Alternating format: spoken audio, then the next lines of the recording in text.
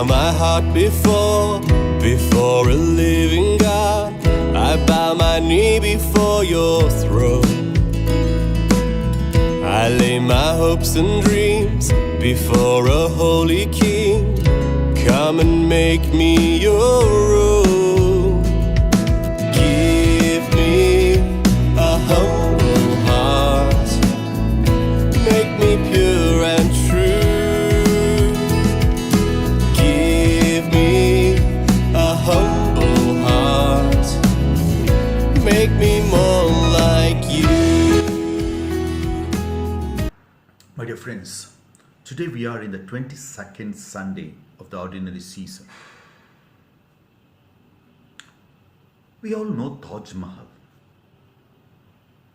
Who does not know?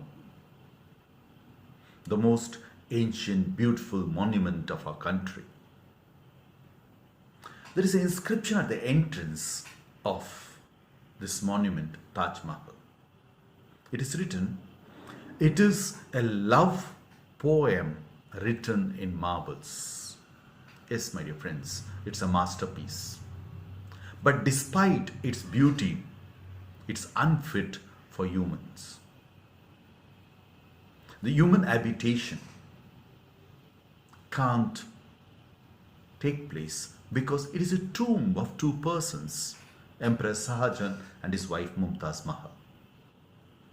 Historically, it has also a tragic story to be told, where thousands of workers and artisans worked like slaves and were killed and hands cut off so that there should not be another one built. So Taj Mahal could be an example of exploitation and helpless workers as well. My dear friends, sometimes people can become like Taj Mahal. Externally, due to pride, they look great, but inside they are completely decayed tomb, deprived of very joy and meaning and happiness.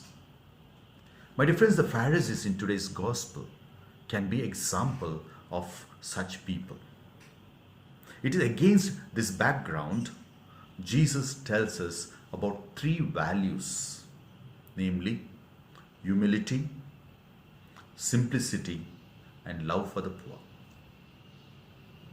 First and foremost, humility. Humility is making room for God. Humility was considered as necessary quality of the people of God in the Old Testament. Same way, in today's readings, we are reminded that only a humble person is able to accept and acknowledge the supremacy of God in one's life. And pride, like the Pharisees, place themselves above and against God. Without God and His grace, we are like Taj Mahal, externally perfect, but inside just a tomb without life of joy and happiness. Secondly, my dear friends, humility is expressed in simplicity. In today's gospel, Jesus observed the Pharisees fighting for places in public. But a truly great person attracts attention and affection of others, not by pride, rather by his simplicity. Yes, my dear friends, we have ample examples. Example of Mother Teresa. We have the example of Jesus himself. Though God's Son humbled himself and came to us. So simple. We have even Gandhiji, father of our nation. They found place in the hearts of the people through their simplicity.